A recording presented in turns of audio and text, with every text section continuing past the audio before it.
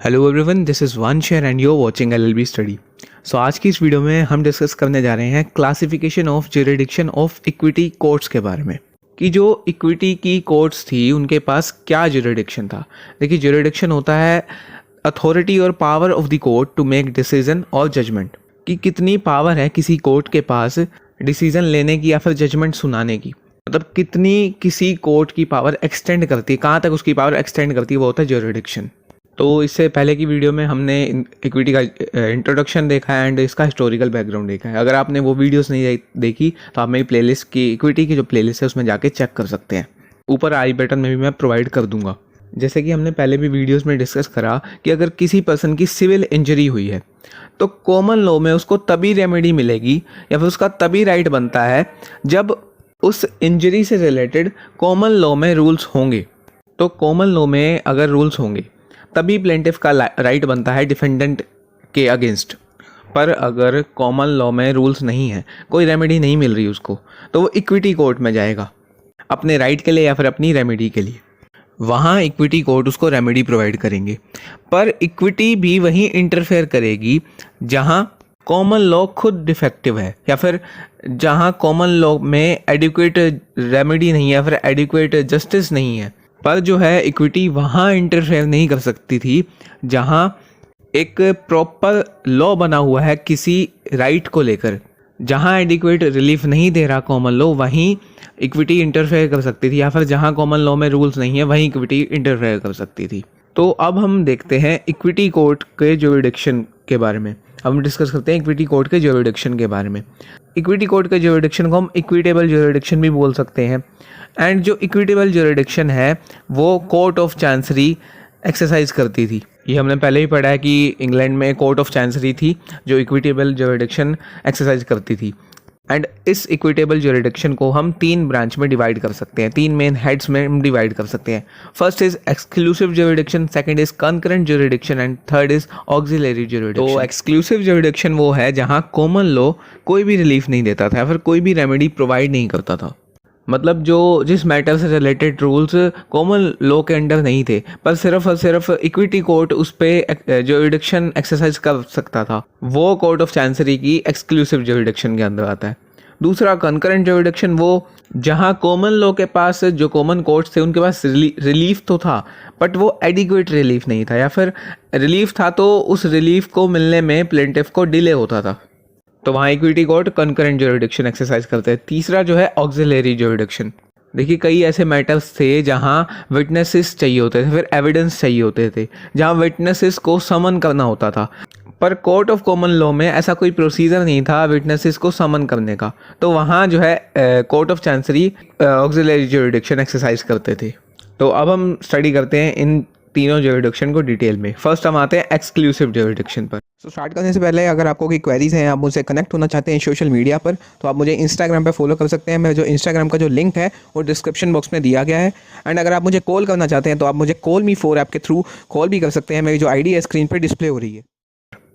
देखिए, कई ऐसे केसेस थे, कई ऐसे मैटर्स थे जहां प्लेंटिफ के पास कोई राइट नहीं था। किसी भी कोर्ट में जाए उसके पास कोई राइट नहीं था, उसको कोई रेमेडी अवेलेबल नहीं थी, पर except the court of chancery, जहां कोई और कोर्ट उसको राइट प्रोवाइड नहीं करता था प्लेंटिफ को, वहां कोर्ट ऑफ चांसरी उस राइट को रिकॉग्नाइज करते थे प्लेंटिफ के।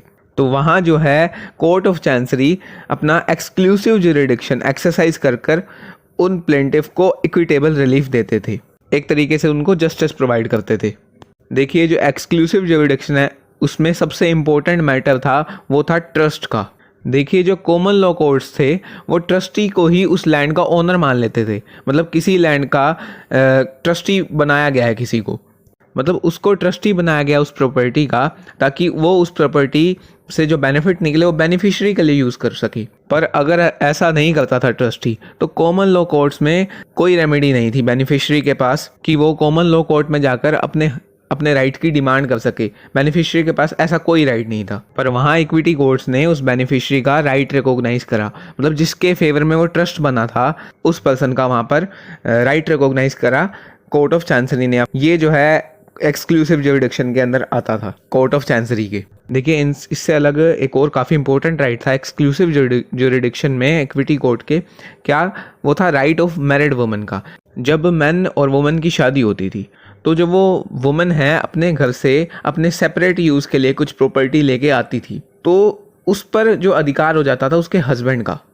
अब बाद में उसका हस्बैंड उस प्रॉपर्टी को कैसे ही यूज़ करे, वो वुमन, वो जो वाइफ थी उसकी, वो किसी कोर्ट में नहीं जा सकती थी, वो कॉमन लॉ कोर्ट में नहीं जाके कह सकती थी कि मेरी प्रॉपर्टी है ये एंड इसमें से मेरा हस्बैंड मेरी मेंटेनेंस भी नहीं कर रहा है। पर जो है इक्विटी कोर्ट्स ने यहाँ उस वुमन के राइट रिकॉग्नाइज करे और ये बोला कि वो जो हस्बैंड है उसको तब तक उस प्रॉपर्टी का पोजेशन नहीं मिलेगा जो वाइफ लेके आई है अपने घर से, जब तक वो जो हस्बैंड है एग्री नहीं होता कि जो वो प्रॉपर्टी है उसमें से अपनी वाइफ के लिए और साथ के साथ अपने चिल्ड्रंस के लिए कुछ प्रोविज़न करेगा या फिर कुछ मेंटेनेंस करेगा, तब तक जो है उस हस्बैंड का उस वाइफ की प्रॉपर्टी पर पोजेशन नहीं आ सकता था। तो ये हो गया हमारा एक्सक्लूसिव ज्यूरिडिक्शन। अब आते हैं कंकरेंट ज्यूरिडिक्शन। कंकरेंट ज्यूरिडिक्शन जो है उसमें दोनों कॉमन लॉ कोर्ट भी और साथ के साथ कोर्ट ऑफ इक्विटी भी, दोनों के पास पावर थी एडजुडिकेट करने की, मतलब कि फैसला सुनाने की। पर दोनों कोर्ट्स के अपने अलग अलग प्रिंसिपल्स एंड प्रोसीजर्स थे। देखिए क्या था, जो प्रोसीजर फॉलो किया जाता था इक्विटी कोर्ट्स के द्वारा वो प्लेंटिफ के लिए एडवांटेजियस था एंड इसी रीज़न की वजह से जो प्लेंटिफ है या फिर जो जिसने सूट फाइल किया है वो चांसरी कोर्ट में जाना प्रेफर करता था as compare to common law court, because उस मैटर का जो फैसला है वो डिसीजन है वो दोनों कोर्ट्स में सुनाया जा सकता था। पर जो चांसरी कोर्ट था उसमें एडिशनल और अल्टरनेट रेमेडी थी किसी पर्टिकुलर मैटर को लेकर। जो कॉमन लॉ कोर्ट्स रिलीफ देते थे, रिलीफ ग्रांट करते थे, वो सफिशिएंट नहीं था एज़ कम्पेयर टू जो कोर्ट ऑफ चांसरी रिकॉग्नाइज करते थे। उनका जो ज्यूरिडिक्शन था वो प्रॉपर, एडिक्वेट एंड एफिशिएंट था। तो कॉन्करेंट ज्यूरिडिक्शन में कौन कौन से केसेस आते थे? देखिए फर्स्ट, देखिए वो जहाँ कॉमन लॉ कोर्ट्स इनएडिक्वेट रिलीफ देते थे, एक तो वो केसेस, पर वहाँ जो चांसलर है वो एडिक्वेट रिलीफ देते थे। जैसे कि जो कॉमन लॉ कोर्ट्स हैं उनके द्वारा सिर्फ और सिर्फ कंपनसेशन दिया जा सकता था, पर जो इक्विटी वो जो है ऑर्डर कर सकती थी, वो एनफोर्स करवा सकती थी किसी चीज़ का स्पेसिफिक परफॉर्मेंस किसी पर्टिकुलर मैटर पे, वो ऑर्डर दे सकती थी कि यहाँ स्पेसिफिक परफॉर्मेंस करवाया जाए। उन केसेस में जो चांसरी कोर्ट है वो इंजंक्शन प्रोवाइड करते थे। इंजंक्शन मतलब कि रोक लगा देते थे किसी पर्टिकुलर मैटर को लेकर। एंड फ्रॉड और मिस्टेक के केसेस भी देखते थे चांसरी कोर्ट, जो कि कॉमन लॉ कोर्ट्स नहीं देखा करते थे। एंड जो है एक्सीडेंट डोर एंड पार्टीशन के केसेस भी चांसरी कोर्ट देखते थे। एंड सेकंड, इनके अलावा जो केसेस थे जहां राइट जो प्लेंटिफ का है वो कॉमन लॉ कोर्ट्स में सफिशिएंट नहीं था, पर इक्विटी वहां रिकॉग्नाइज करती थी उनके राइट्स को एंड उनको सफिशिएंट रिलीफ या फिर रेमेडी दिलवाती थी। तो ये बोल सकते हैं कि कॉन्करेंट ज्यूरिडिक्शन में equity and common law hand to hand work करते थे, क्योंकि प्लेंटिफ को जहाँ सफिशिएंट लगे, जहाँ उसको रिलीफ मिले, वो वहीं पर जा सकता था। पर इन सबसे अपोजिट एक बात, जो भी कंकरेंट ज्यूरिडिक्शन में केसेस आते थे एंड वहाँ जो है प्लेंटिफ का या फिर जो सूटर है उसका लीगल राइट नहीं बन रहा, तो वहाँ कोर्ट ऑफ चांसरी फैसला नहीं सुना सकता था, बिकॉज उस प्लेंटिफ का लीगल राइट ही क्रिएट नहीं हो रहा, तो वो कोर्ट ऑफ चांसरी में नहीं जा सकता था। क्योंकि कंकरेंट ज्यूरिडिक्शन में कोई भी प्लेंटिफ तभी जा सकता था कोर्ट ऑफ चांसरी में जब उसको इनएडिक्वेट रिलीफ मिला हो, जब वो कॉमन लॉ कोर्ट के डिसीजन से खुश ना हो। पर जब उसका लीगल राइट ही क्रिएट नहीं हो रहा तो वो कोर्ट ऑफ चांसरी में नहीं जा सकता था। इसी से रिलेटेड एक केस है Cole versus Home and Colonial Stores Limited का।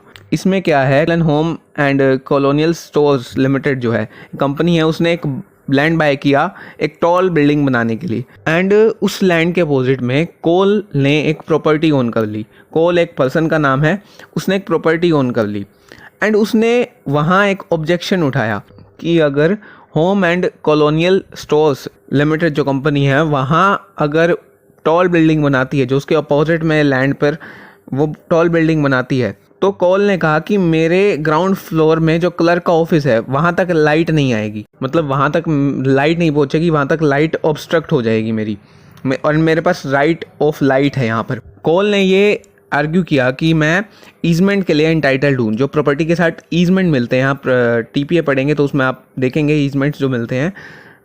उसने कहा कोल ने कि मैं ईजमेंट के लिए एंटाइटल्ड हूँ under section 3 of prescription act. And इसी के साथ वहाँ कोल ने इंजंक्शन की डिमांड की कि जो ये बिल्डिंग कंस्ट्रक्ट हो रही है इसके कंस्ट्रक्शन पर रोक लगा दी जाए क्योंकि ये उसका राइट ऑफ लाइट इन्फ्रिंज कर रही है। तो जो ये केस है हाउस ऑफ लॉर्ड्स तक गया एंड उन्होंने बोला कि जो ये केस है यहाँ लीगल राइट क्रिएट नहीं हो रहा है, प्लेंटिफ का जो कॉल है उसका लीगल राइट क्रिएट नहीं हो रहा है, क्योंकि लीगल राइट क्रिएट होने के लिए यहाँ न्यूसेंस का केस बनना चाहिए एंड न्यूसेंस के केस बनने के लिए जो लाइट का ऑब्स्ट्रक्शन है, जो रुकावट है लाइट की, वो बहुत ज़्यादा ग्रेव होनी चाहिए, पर इन प्रेजेंट केस ऐसा नहीं है। तो यहाँ हाउस ऑफ लॉर्ड्स ने बोला कि यहाँ उस प्लेंटिफ की लीगल रेमेडी नहीं बन रही एंड जो प्लेंटिफ है वो रिकवर नहीं कर सकता यहाँ डैमेजेस, एंड साथ के साथ जो प्लेंटिफ है वो इक्विटेबल रेमेडी भी ग्रांट नहीं कर सकता, वो इंजंक्शन की भी डिमांड नहीं कर सकता। तो ये हो गया हमारा कंकरेंट ज्यूरिडिक्शन। अब हम आते हैं ऑक्सिलरी ज्यूरिडिक्शन पर। देखिए ऑक्सिलरी ज्यूरिडिक्शन में इक्विटी तब रिलीफ प्रोवाइड करती थी प्लेंटिफ को जब उस प्लेंटिफ का लीगल राइट डिटरमाइन होता था किसी विटनेस की स्टेटमेंट से या फिर किसी टाइटल से, किसी तरीके की डॉक्यूमेंट से। मतलब उसका लीगल राइट तब डिटरमाइन होता था जब कोई विटनेस उसके फेवर में आके गवाही दे या फिर वो कोई डॉक्यूमेंट दिखाए जो उसके पास टाइटल है उसका, तब उसका जो है लीगल राइट जो है डिटरमाइन होता था। देखिए इस ज्यूरिडिक्शन में भी इक्विटी वो प्रोसीजर प्रोवाइड करती थी जो कॉमन लॉ कोर्ट्स में अवेलेबल नहीं थे। अगर किसी पर्सन के पास किसी प्रॉपर्टी का टाइटल है जिससे ये पता चल सकता है कि कितना शेयर प्रॉपर्टी का किस पार्टी को मिलेगा, तो इक्विटी उस पर्सन को कंपेल कर सकती थी कि आप इस टाइटल का डॉक्यूमेंट प्रोड्यूस करें। एंड दूसरी जगह अगर किसी विटनेस का स्टेटमेंट चाहिए होता था तो वहाँ इक्विटी कोर्ट्स उसको भी कंपेल कर सकती थी कि आप उस विटनेस को बोल सकती थी कि आप कोर्ट में आइए एंड अपनी गवाही दीजिए, एंड उसका क्रॉस एग्जामिनेशन भी होता था विटनेस का। तो यहाँ इक्विटी जो है विटनेस को समन कर सकती थी या फिर उसको कंपेल कर सकती थी कि कोर्ट में आके आप गवाही दीजिए, पर वहीं जो कॉमन लॉ कोर्ट है वो कंपेल नहीं कर सकते थे विटनेस को कि आप कोर्ट में आकर गवाही दीजिए। तो ऐसे केसेस आने लगे जहाँ जो क्वेश्चन था वो तो था लीगल राइट का, पर वहाँ रिलीफ देने लगा कोर्ट ऑफ चैंसरी। पर जब लीगल राइट का सवाल था तो वहाँ जो कोर्ट ऑफ चैंसरी है सिर्फ असिस्टेंस दे सकता था, अपनी हेल्प दे सकता था उस मैटर पे, खुद फैसला नहीं सुना सकता था, खुद एडजुडिकेट नहीं कर सकता था। एंड जो असिस्टेंस है कोर्ट ऑफ चैंसरी की वो या फिर court of common law court के एडजुडिकेशन सुनाने से पहले ली जाती थी। मतलब कोई मैटर आता था तो उसको स्टेटस क्वो में रख देते थे, उस पर कोई फर्दर एक्शन नहीं होता था, एंड तब जाके वो कोर्ट ऑफ चैंसरी की हेल्प लेते थे, असिस्टेंस लेते थे, या फिर आफ्टर दी एडजुडिकेशन ली जाती थी। मतलब जब वो कोर्ट कॉमन लॉ कोर्ट फैसला सुना देते थे उसके बाद वो असिस्टेंस लेते थे ताकि प्लेंटिफ को कंप्लीट रेमेडी मिल सके। और भी कई ऐसे मैटर्स थे जहाँ प्लेंटिफ अगर इंजंक्शन की डिमांड करता था पर जो वो मैटर थे वो लीगल राइट से रिलेटेड थे, वो पहले तो कॉमन लॉ कोर्ट्स में जाते थे, उसके बाद असिस्टेंस देता था कोर्ट ऑफ चैंसरी, जिसके बाद एक प्रॉपर रेमेडी मिलती थी। कुछ ऐसे एक्ट्स थे जैसे कि कोई वेस्ट फैला रहा है या फिर कोई न्यूसेंस कर रहा है, कोई इन्फ्रिंज कर रहा है किसी का कॉपीराइट, या फिर कोई किसी का पेटेंट इन्फ्रिंज कर रहा है, या फिर कोई वायलेशन कर रहा है कॉन्ट्रैक्ट की। तो यहाँ अगर प्लेंटिफ जो है इंजंक्शन डिमांड करता था तो यहाँ कोर्ट ऑफ इक्विटी खुद से फैसला नहीं सुना सकती थी, वो सिर्फ असिस्टेंस दे सकती थी वहाँ कॉमन लॉ कोर्ट्स को, because it was the question of legal right. तो ये हो गया हमारा क्लासिफिकेशन ऑफ इक्विटी ज्यूरिडिक्शन। अगर आपको वीडियो अच्छी लगी हो तो प्लीज़ लाइक कीजिए एंड सब्सक्राइब कीजिए इस चैनल को और भी लॉ टॉपिक से रिलेटेड वीडियोज़ देखने के लिए। एंड अगर आपको इक्विटी से रिलेटेड और वीडियोज़ देखनी है तो आप मेरी प्लेलिस्ट में जाके चेक कर सकते हैं, you can find more videos there. So